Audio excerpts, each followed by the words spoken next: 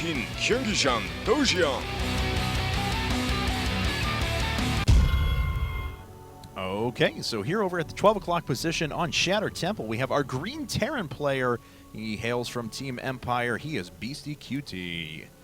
And his opponent at the 6 o'clock position from the Team Prime, that is our Red Protoss player, cOre. So this is our last Winners Round 1 match. This is going to fill out the winners and losers bracket. Yep, that's right. Whoever wins is going to be going up. Whoever loses is going to be going down. But neither one of them are out just yet. You have to be eliminated twice in this tournament to be out altogether. So if one of these guys loses, don't worry about it. Your team still has a chance. Right. Yep. And I don't know, I'm just really curious. So right now on Twitter, you can tweet at me, GoSudoa, or you can tweet at CatsPajamasSC2. Yep. And let us know who you think is going to win this match, because I think it's going to be pretty close. I mean, everyone would normally want to automatically side with the Koreans, but I think Empire's got a really good lineup. I do as well. I think at the moment, despite how well players like Koss have been playing and things like that, I think at the moment, if you push me into it, I'm going to say that Prime's probably going to take this, and I'm going to say 5-3 probably. So I'm going to say that Prime wins 5-3. That's my guess. All right, I could see it going 5-3 either way, honestly. Mm-hmm. Well, we've got a pretty normal opening going for both these guys. Obviously, no sort of cheese or anything like that. Mm-hmm. Kind of waiting to see right now if cOre is going to go ahead and throw down that gas, or, yep, he is. Okay, so no sort of gasless fast expand from him. Right. It is Shattered Temple, so it's kind of a small map for something like that. You normally wouldn't see it unless it was like Marine King or something like that, who I suppose we may see later today, but not in this game, certainly. And what else are we going to see later on, guys? Well, if you tuned in for the Cats versus Demaga show match last night that Doa casted with Greetorp, he had the best stereotypical Minnesotan accent I've ever heard in my life. And I won't ask you to do it here, but I've got to say that if I ever need to giggle a little bit, that's what I think of. It was spot on. If you ever need to giggle, just let me know. All right, well, I'm sure I will. All right, Core's going to make his way in. He'll get a good scout on the gas here in just a second, as well. His opponent isn't showing anything too out of the ordinary yet. See if he clicks on that gas. Nope. That's something we've said. I've been kind of a little more conscious of it since you pointed that out the last couple of days. It seems like players aren't going for clicking on the gas to see how much is actually taken away anymore. Yeah, well, I mean, you can kind of look at the game clock and look at the Marine popping out of the barracks and know about when everything went down. So it's it's not a huge deal. I suppose you could still look to see if it went down on something like 14 or 15 instead of 13, but not a huge amount of information to be gleaned from there. But we used to see players do it quite a bit more. And nope, that probe is not going anywhere. Nope, bye-bye. He's dead. And he sees that reactor though, so we'll see what the follow-up is from Beastyqt in a second. Looks like it is already a command center, so reactor barracks opening, and he did pull off of gas. Kept mining gas to keep up the ruse a little bit to his opponents that some other tech was going to be coming soon.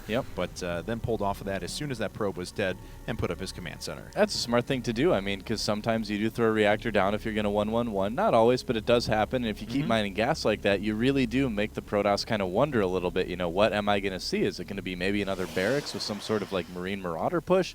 But not in this case. In this case, it's just going to be a reactored barracks expand, which I really like. I love doing that opening. I feel like get plenty of Marines out to defend early on. You get your command center plenty fast enough. Yeah.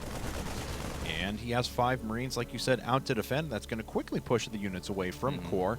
Now it looks like 2 more barracks following this up, so a pretty predictable response afterwards. His opponent, on the other hand, decided to go after a 1-gate expand, so not too deterred at the possibility of some heavy tech at the beginning of the game. Just going to open with that 1-gate expand. Now, what I'm curious about, did he walk up that ramp far enough to see the command center? Nope, didn't quite get up there. All right, so he didn't quite get the vision. Nope. I think it's a little bit too high up anyway, but I wasn't totally sure. But not a bad call to check. Looks like Beastyqt putting up another refinery after this, so we'll have a good economic basis to throw in some upgrades and things along those lines. His opponent, though, throwing in his 2nd gate and 3rd gate at the moment. No robo quite yet. Yep, that's right. Hey, who needs robo when you've got gateways, man? You can make sentries out of those things. They have force fields, man. They can wall things off. The in-game map editor, the Protoss in-game map editor. It's so appropriate.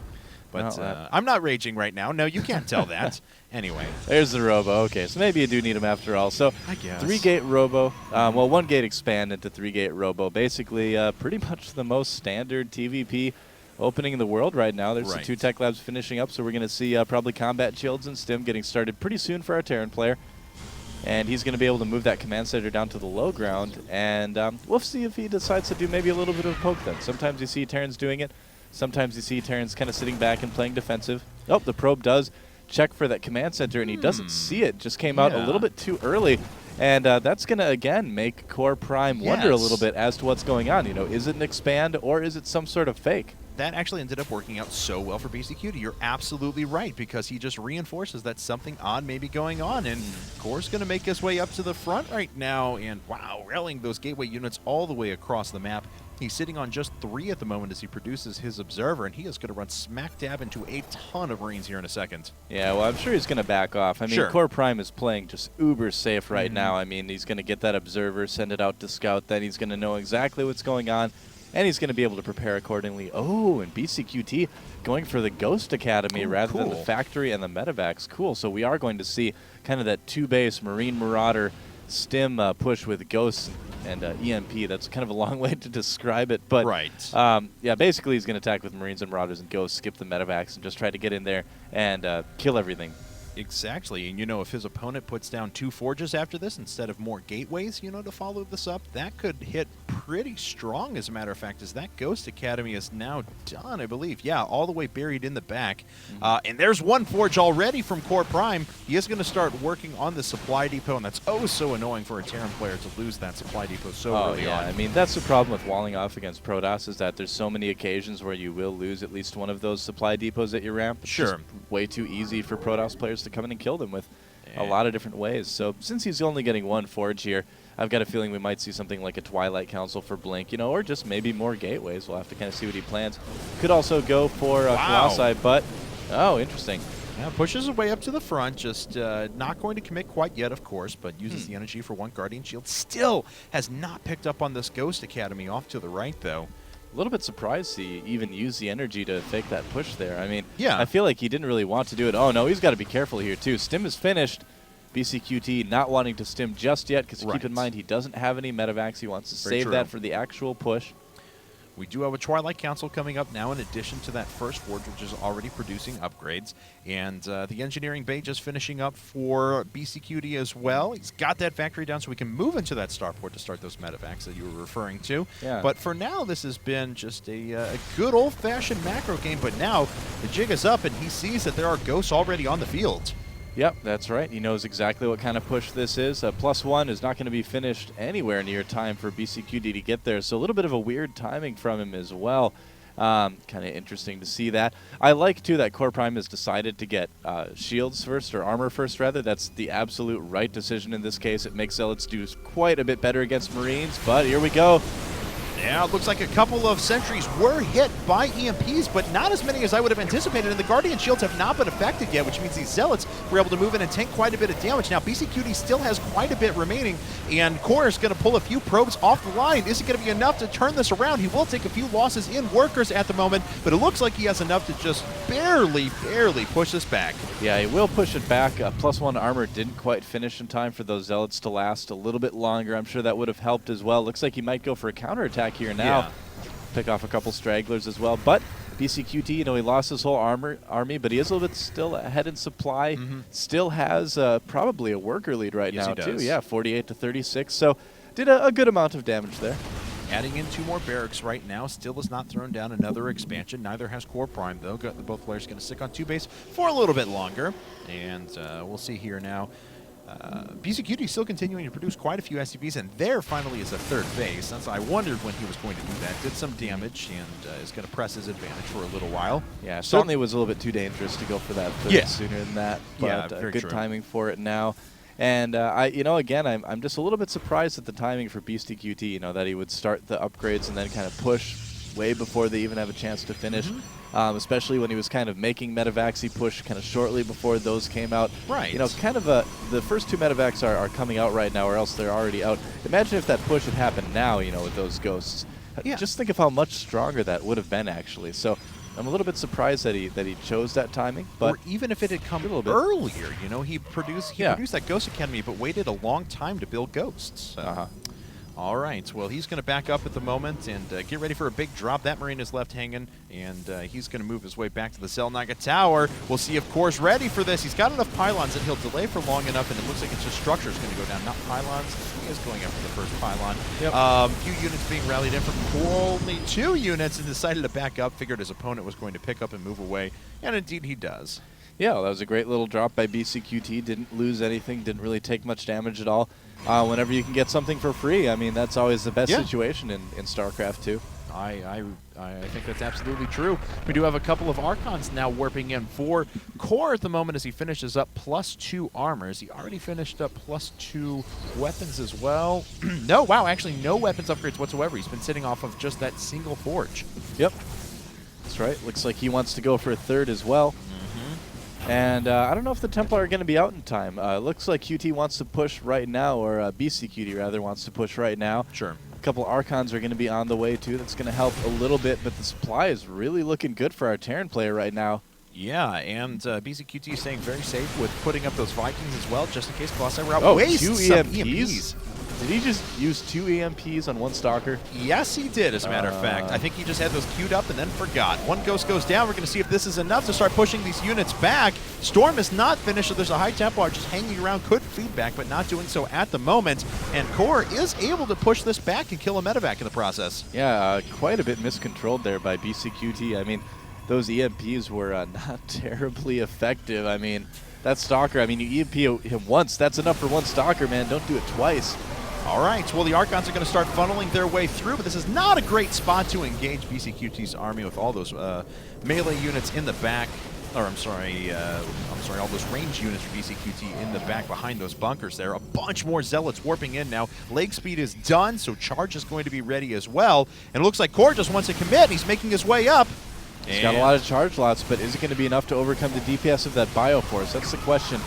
Doesn't really have a lot of EMPs either. Looks like BCQT is going to be barely able to push this back, though. Yeah, he is going to be able to hold this off, especially because a lot of these units down here for Core just weren't attacking. Took so long to get ready, and he is falling farther and farther behind in supply at the moment. Now the upgrade's starting to favor BCQT just a little bit more, as he is going to finish up +2 weapons and Mobius Reactor for his Ghost at the same time. It was kind of a weird timing for cOre.Prime to attack, too. I think he just kind of saw a moment of weakness and tried to exploit it, but didn't quite work out.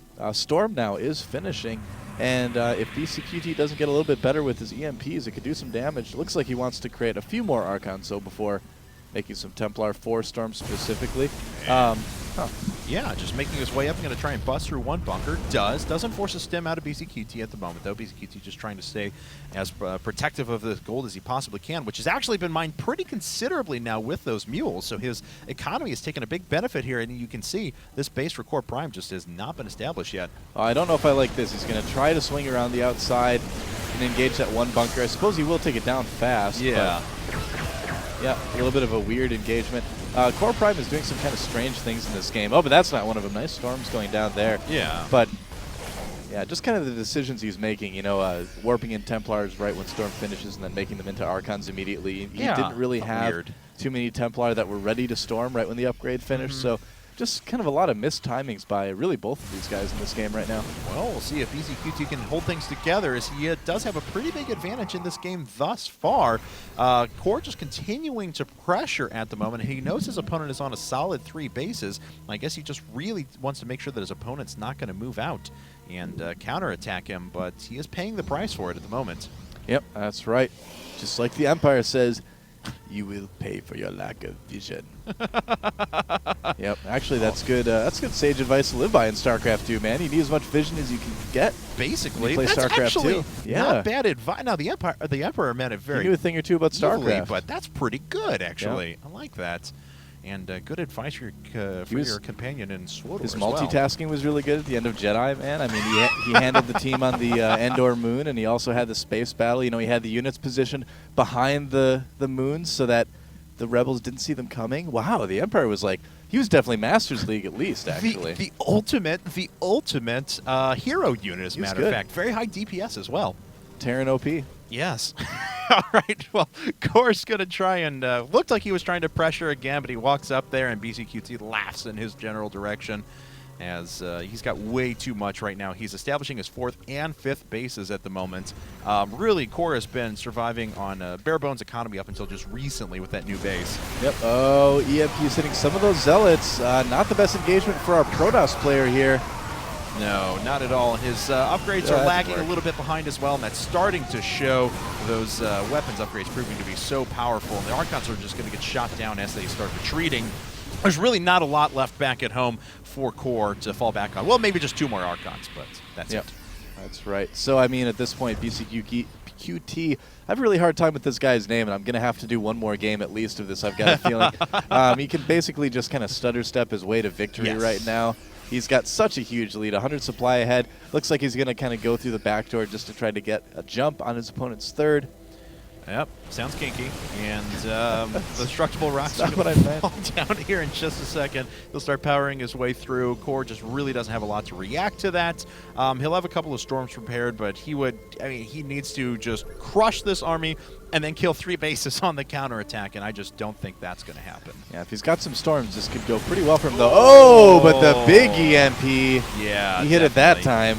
Yeah, very, very well done. One more High Templar at the back says, "We're not all dead yet," but it's not enough. I think I'll go for a walk. I'm not dead yet. He's going to go for a walk. That's to the afterlife. He is down. GG. Empire has taken a 1-0 advantage in this game so far, so congratulations to them.